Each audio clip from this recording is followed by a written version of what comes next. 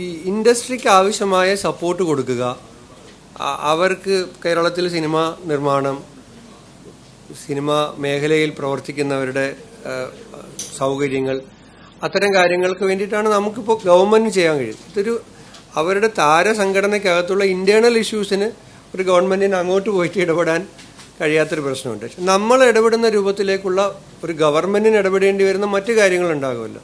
അത്തരത്തിലുള്ള പരാതികളോ അങ്ങനെ ഇടപെടണമെന്ന് നേരിട്ട് തോന്നുന്ന കാര്യങ്ങളോ വരുമ്പോൾ തീർച്ചയായും ഇടപെടും. ഇപ്പോൾ അവരുടെ താരസംഘടനയ്ക്കകത്തുള്ള കാര്യമാണ്.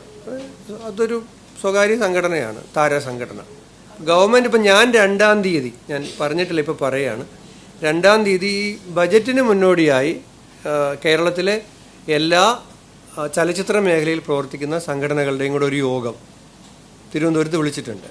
ചലച്ചിത്ര മേഖലയുമായി ബന്ധപ്പെട്ട് ഗവൺമെൻറ്റിൽ നിന്നും അവരെന്തെല്ലാം കാര്യങ്ങളാണ് ആഗ്രഹിക്കുന്നത്, പ്രതീക്ഷിക്കുന്നത്, അത്തരം കാര്യങ്ങൾ ബഡ്ജറ്റ് കൂടി വരുന്ന സാഹചര്യത്തിൽ, ഒരു പുതുക്കിയ ബഡ്ജറ്റാണെങ്കിലും വരുന്ന 5 വർഷത്തേക്കുള്ള ഒരു ഗവൺമെൻറ് ആണല്ലോ. അപ്പോൾ അതിൽ അവർക്ക് എന്തെല്ലാം നിർദ്ദേശങ്ങൾ, ചലച്ചിത്ര മേഖലയിലെ എല്ലാ സംഘടനകളെയും, താരങ്ങളുടെയും നിർമ്മാതാക്കളുടെയും തിയേറ്റർ ഓണേഴ്സിൻ്റെയും ടെക്നീഷ്യൻസിൻ്റെയും എല്ലാ സംഘടനകളുടെയും പ്രതിനിധികളുടെ ഒരുമിച്ചുള്ള ഒരു മീറ്റിംഗ് 2-ാം തീയതി വൈകുന്നേരം നിയമസഭാ സമ്മേളനത്തിന് ശേഷമുള്ള സമയത്ത് തിരുവനന്തപുരത്ത് വിളിച്ചിട്ടുണ്ട്. അപ്പോൾ ആ കാര്യങ്ങൾ അവരുമായിട്ട് ചർച്ച ചെയ്യും.